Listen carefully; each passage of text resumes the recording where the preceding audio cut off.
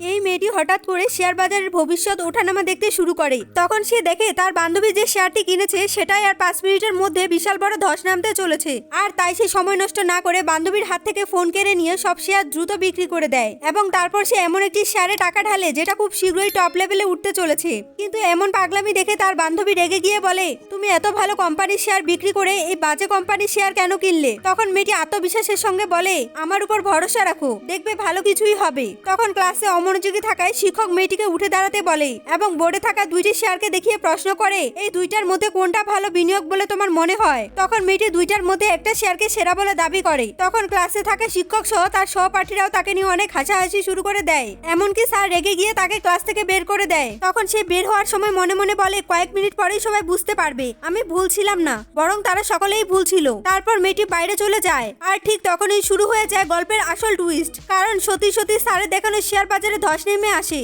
এবং মুহূর্তের মধ্যেই মেয়েটির কেনা শেয়ার মার্কেট হু হু করে দাম বাড়তে থাকে, যা দেখে সকলের চোখ কপালে উঠে যায়।